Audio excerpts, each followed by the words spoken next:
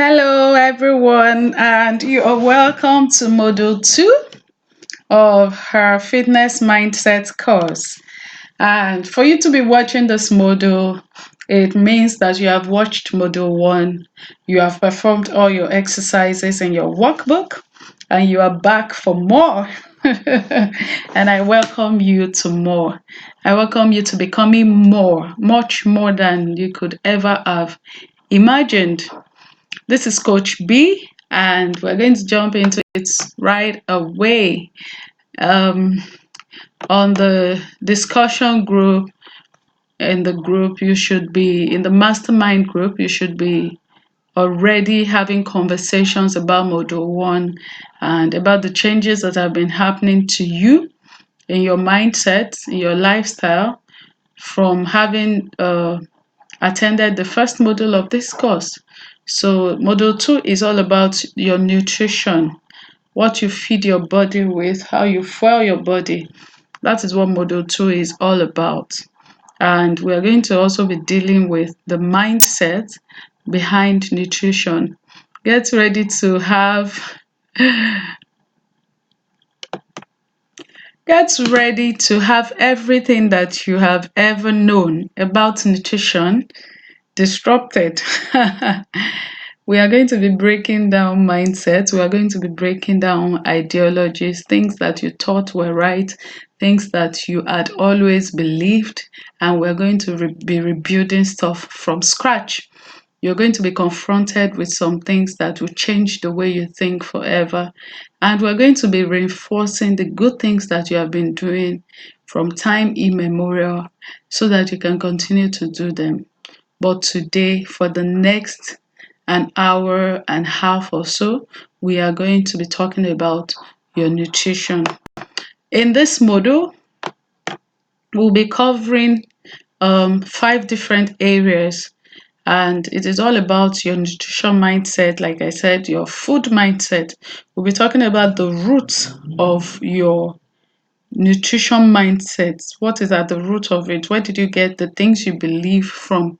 And you can't even say, oh, I don't have any particular beliefs when it comes to my nutrition. Whether you acknowledge it or not, whether you realize it or not, there are thoughts, there are perceptions, and there are mindsets that you have about your eating habit, about your nutrition. And we're just going to be confronting and discovering them today. So we're going to be talking about stress and weight, and you will be discovering how interrelated they are and how you can scale this hurdle. Also, we'll talk about the science behind food. um, there is a science behind food. There's a science behind nearly everything, and there is a science behind food, and that's what we're going to also be addressing today, so that you will understand it in depth. And we're going to be talking about putting you back in charge if you're not in charge of your nutrition. We're going to be talking about putting you back in charge, and if you are in charge, you are going to be reinforcing your in charge. Your authority. You are in control. You're going to be reinforcing your control over yourself, over your eating patterns and habits. And we're going to be discussing some transformative habits that we can utilize over the years as we go on. Let's jump right into it. What comes to mind when you hear the word diet?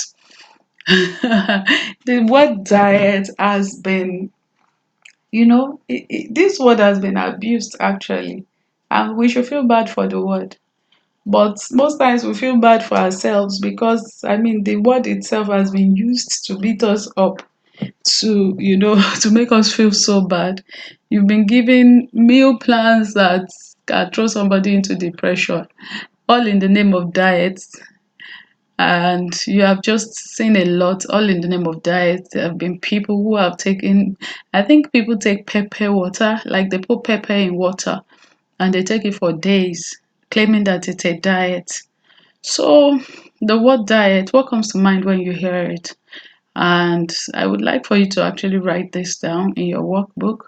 or in your journal, in your journal for this class. I assume that you have a journal that you have kept for this class and to be using during the duration of this course.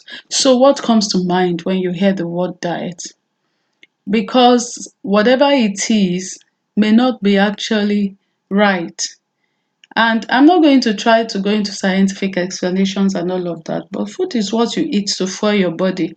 Food is what you eat to, be strong, to be able to carry out your day-to-day function. Food is what you eat to make your body okay, to make your body feel good and to feel all right. That's what food should be. That's what a diet should be. A diet should be something that has all the essential nutrients, vitamins, macronutrients, micronutrients that your body needs. That's what food should be to you. And to be healthy should be that you have stamina, your system is working very well because you are fueling it right, you are giving it the food that it needs. So that's what should come to mind when the word diet comes to mind. And if you have been trained or made to believe that it is anything different from this, then we are retraining you right here and right now, because it is not about how much you eat. So when you are measuring the portions,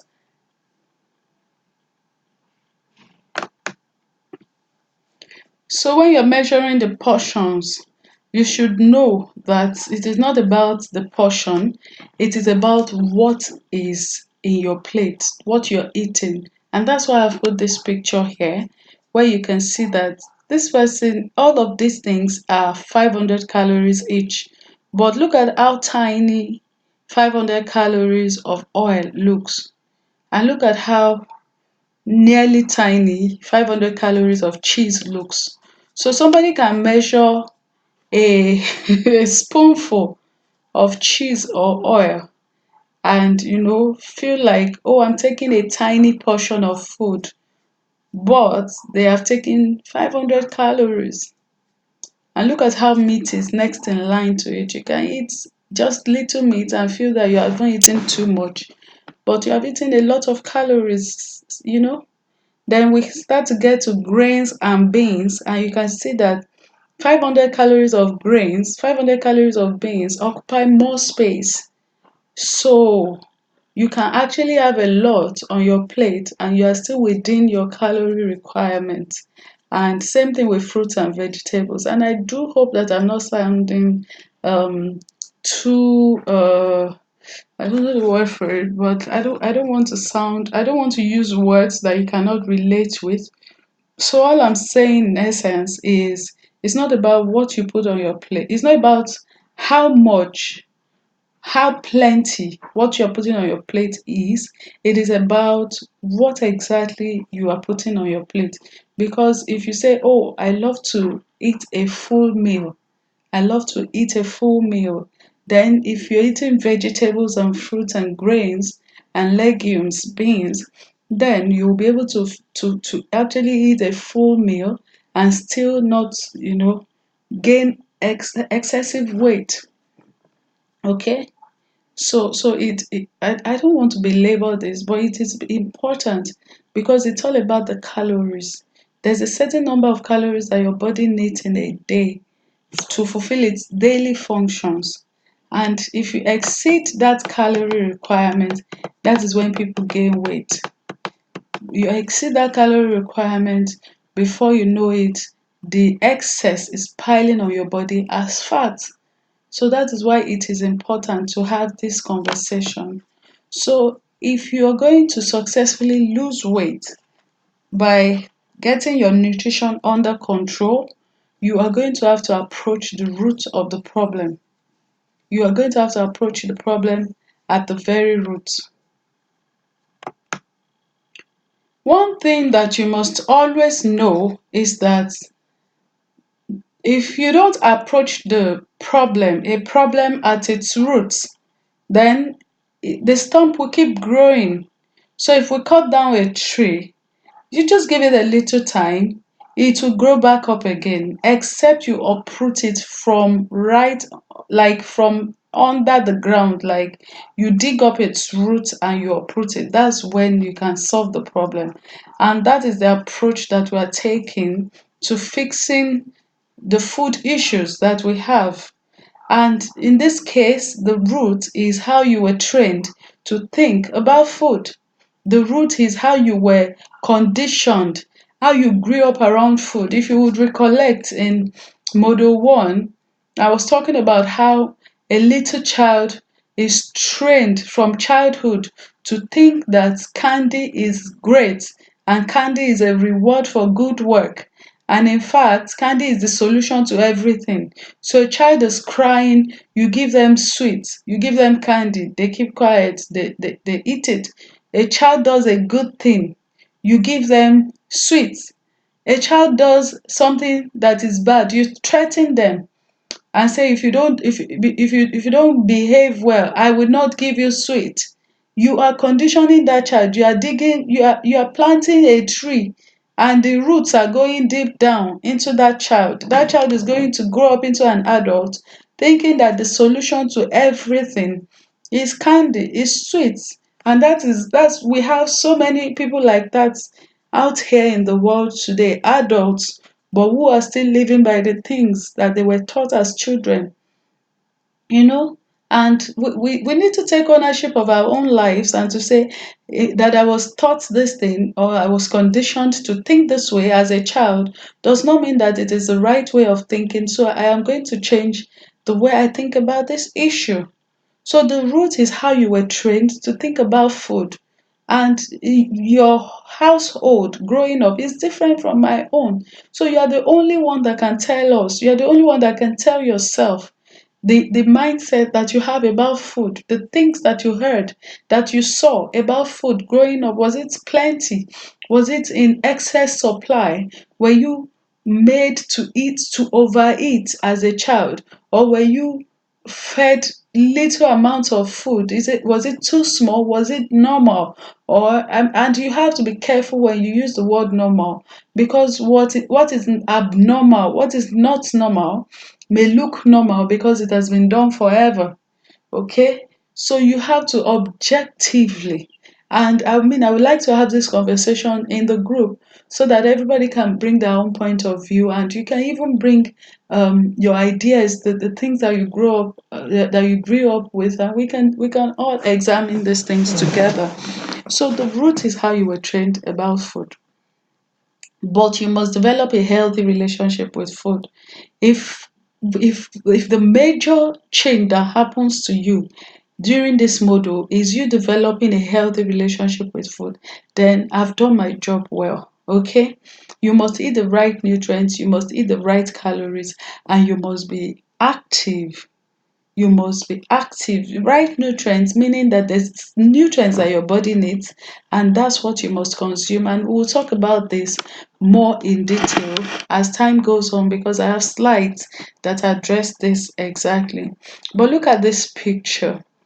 There's emotional eating, and this is an emotional food pyramid. And if you will look at the reasons why these people reach out for food, oh, I just need to be held. So someone is feeling abandoned emotionally, they're feeling lonely, they're feeling alone, they go to food. Food is emotional, food is highly emotional. Food is emotional, and it shouldn't be. It shouldn't be. Food should be fuel, not emotional shock absorber. Okay? So somebody is feeling lonely, they eat, they look for food to eat. Somebody feels, like they don't have where what they should have, they know where they should be in life, they reach for food. Somebody feels frustrated, oh, I'm never going to finish this project on time. They reach for food.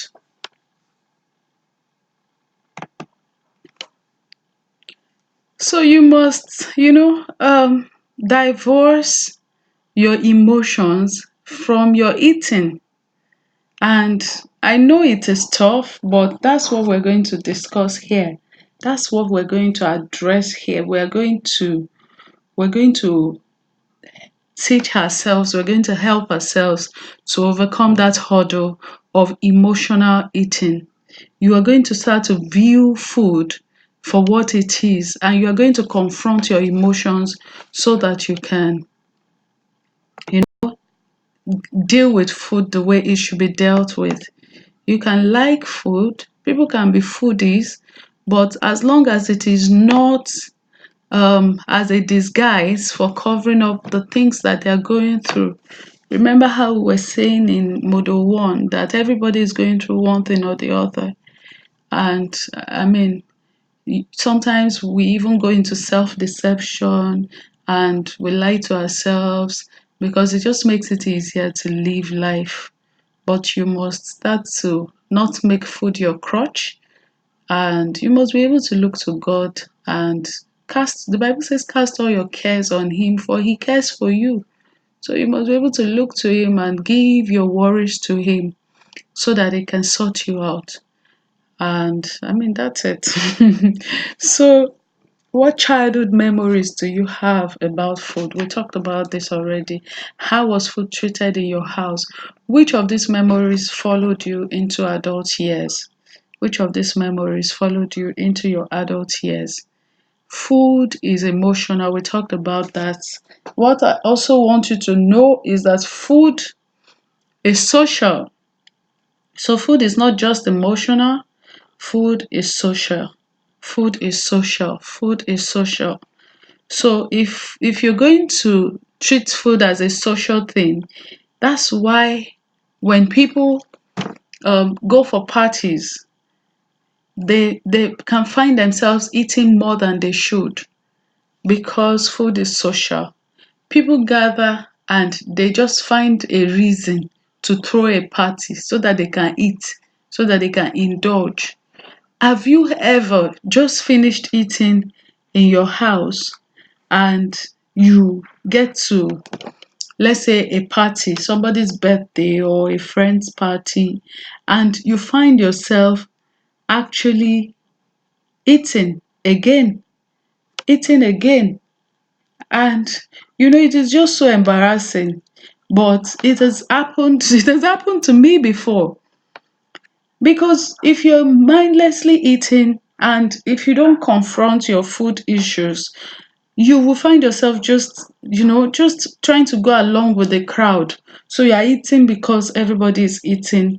You find yourself, you know, picking things off the plate that ordinarily you wouldn't even pick up. So we must pay attention to these things. We must pay attention to these things. Okay? So food is social and it is not just a basic need, but you must be able to understand food for what it is, and you must be able to use it for what it should be used for, and find other ways to socialize without making food the center. I mean, food is great. Food should be plenty at parties, but you should still be able to control yourself to eat only what you want to eat. Only what you want to eat. Only what you want to eat. Okay? And I want to share with us, we shared the rat experiment in the first module. We shared that experiment about the MIT study that was done on rats. And that's where the idea of cue, routine, and reward came from.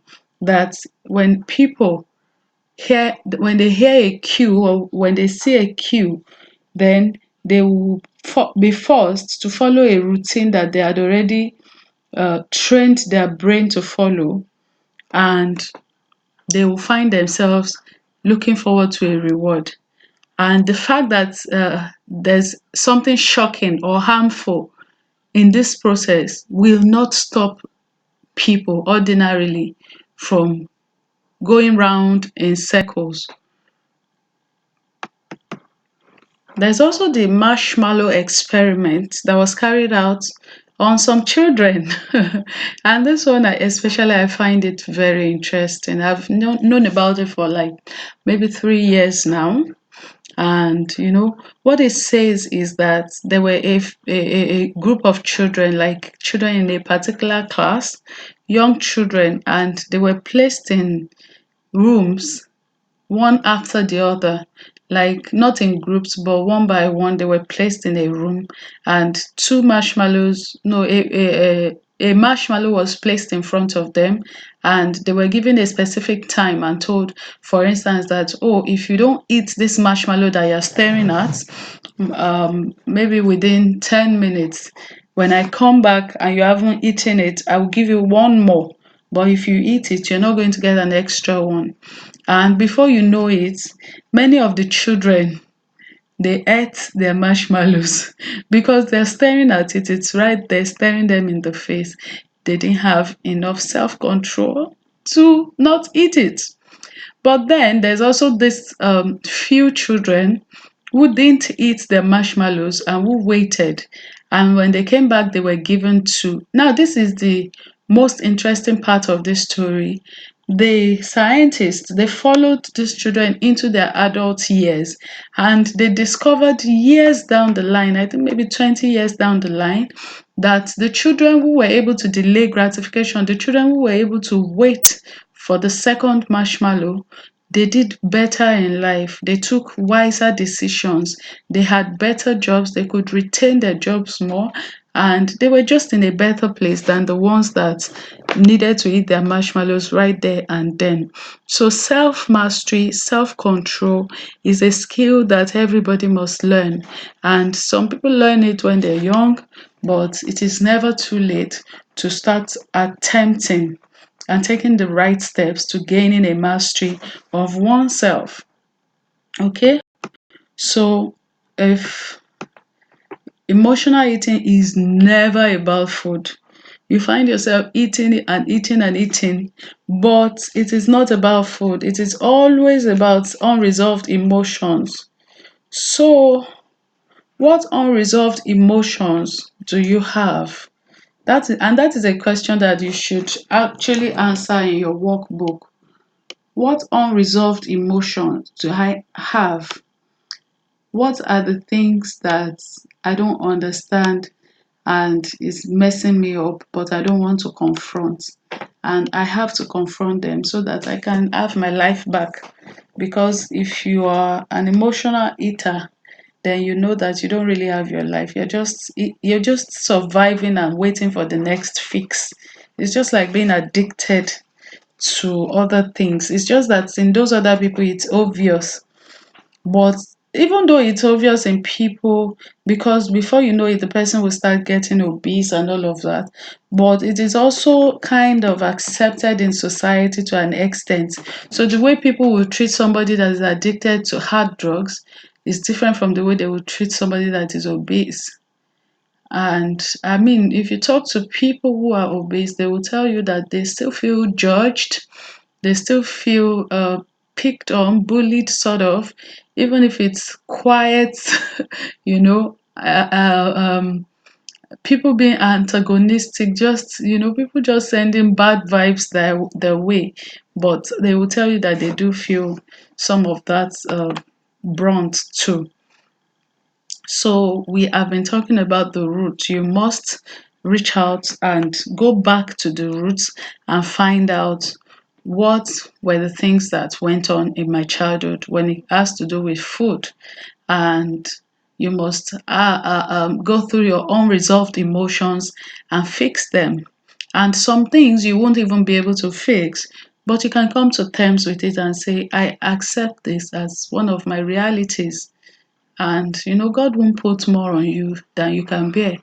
So, and one of the ways you can bear it is to put it back, give it back to God. Just give it back to Him and let Him carry your burdens, because it says His yoke is easy and His burden is light.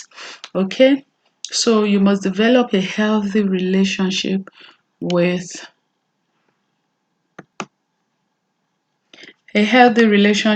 food. You must develop a healthy relationship with food. Food is primarily for nourishment.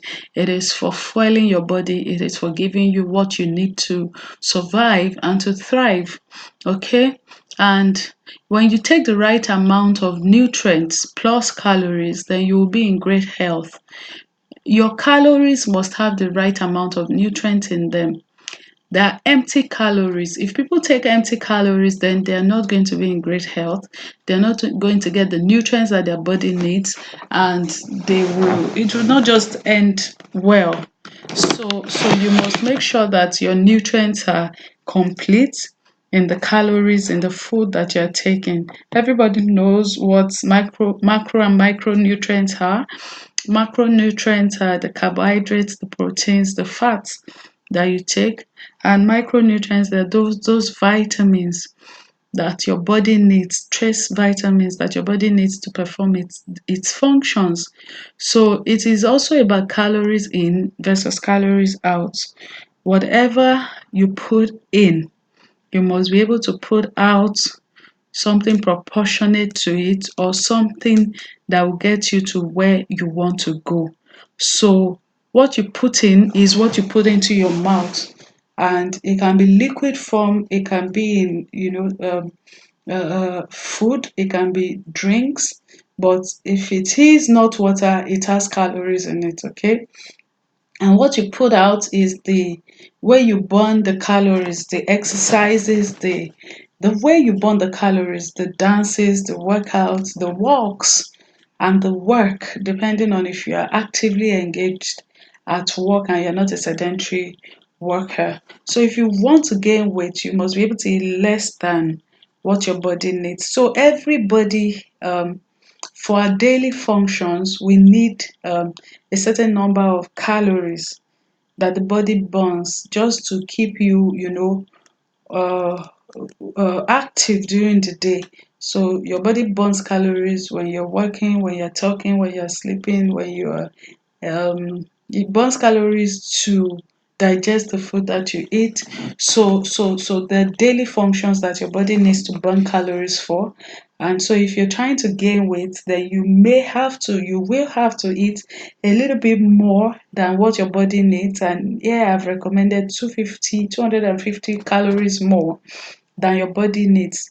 So if you're also trying to lose weight, you have to be able to eat less calories than what your body needs. So you must be able to eat between 250 and 500 calories less than what your body needs, because that is how you can gain weight. Your body can then go, because you are trying to lose weight, because you have extra fat on your body.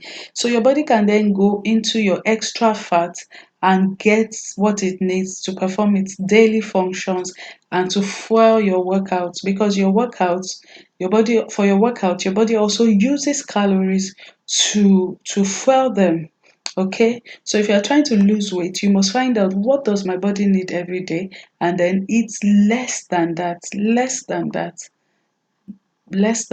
And if you want to maintain your current weight, all you need to do is burn exactly or close to the number of calories that you are eating. So if I'm eating 1,500 calories, then I should burn 1,500 calories through exercises, not for my daily functions, so that my body can burn exactly what it's taking in and I can remain the same weight that I am currently in. You must also know that an average female would likely need to consume about 2,000 calories, between 1,500 to 2,000 calories for their daily functions, and a male will have to consume between 2,000 to 2,500 calories. But these things are now more easily verifiable. So there are weight scales that can tell you exactly the number of calories that you should be consuming, that your body needs. And if you would just, most many health pharmacies, many fitness centers and gyms they have those scales that they can use to check for you and to tell you, for you in particular, your body needs 1,800 calories or 1,600 calories or more or less, and then you can start to work with that. You can build that's when all those meal plans that you've been having for years, that's when they actually now become useful, because you can now use that to build a meal plan or to find a meal plan that is appropriate. If your body needs 1,800 calories, for instance, and you're trying to lose weight, then you can actually now say, I will only eat 1,300 calories or 1,200 calories, so that my body can go into its fat reserves, into the fat part of it, to take out the calories that it needs to make up for the 1,800, and vice versa for all the other people who are trying to gain weight or who are trying to maintain. All right, so that's how that works. And once you understand how that works, it will no longer be to you like somebody is saying to you, just eat an apple and a banana in the morning, then in the afternoon eat a salad, then in the night eat a pineapple or something. You will understand why they are actually telling you to do that and how many calories they're asking you to eat, and you can actually ask intelligent questions that will help you in your weight loss journey. So these are just examples of macro and micronutrients. You can see that macronutrients are the protein, the carbohydrates, the fats. So those are like the ma- m- uh, three major macronutrients. Those are the three major ones: your protein, your carbohydrate, and your fat. And this picture gives us examples of where we can get each one from. From fish, from beef, from chicken, and from pork, you can get your protein. Actually, there are plant sources of proteins too. So soya beans, for instance, is a source of protein. Beans actually has nearly the same amount of carbohydrate as well as protein. So it's not just in animals that you can get your proteins. So carbohydrates, you can see that there are vegetables that have carbohydrates, potatoes, rice, and some fruits as well can be a source of carbohydrates for us. And fats, of course, as the name implies, you can get from most oils, healthy oils, avocados, chia seeds, and almonds, and many others. And here we mentioned briefly about micronutrients, how they can be minerals, they can be vitamins, phytochemicals, and antioxidants. The antioxidants are usually found in plants. They're found in plants and they are sort of preventive. They load our bodies with what we need to be able to fight against diseases and infections and all of that. And we still have different things, different sub categories of all of these micronutrients. But essentially, these are the micronutrients that your body needs: calcium, phosphorus, magnesium, sodium, potassium, chloride, sulfur.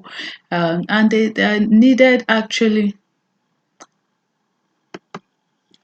So they're needed actually in trace elements, in little minute elements. So you can't even just go and carry iron and start eating anyhow because of what? So we need vitamin A, D, E, K, we need vitamin C, riboflavin, niacin, we need all of these micronutrients. And most times, if you look at the supplements, that's the multivitamins that we take, you'll find most of them there. So that's another reason why everyone should take their multivitamins. Once you start getting into your 30s, you should take your multivitamins seriously, because your body is going to be able to get the elements, the micronutrients that it needs from them. And especially if you've been going on all these things that they call diet, you've been restricting what you are eating, you have been cutting out major macronutrients or micronutrients from your food intake, then you need to start taking multivitamins immediately, and then we start to rectify. But you must have food at least regularly that give you all of this macronutrients and this micronutrients. And that is why I am not for fat diet. I am not for fat diet. I do not believe in them. I do not agree with them. I do not believe that you should cut out entirely the whole of carbohydrates from your food. How are you going to fuel your body? How are you going to get the energy that your body needs? Okay. So I am not for all those kind of diets. Like I said, You should eat what your body needs to perform its daily functions, to be healthy, and to, be able to thrive. Okay, and I'm going to stop this video here, and the next video that we're going to watch is going to take it off from there, and we're going to be talking about something entirely different but still relevant. We're going to be talking about stress and weight and the interrelations between the two, and I look forward to discussing what we are learning and how it's impacting you in the group. So see you soon. Bye.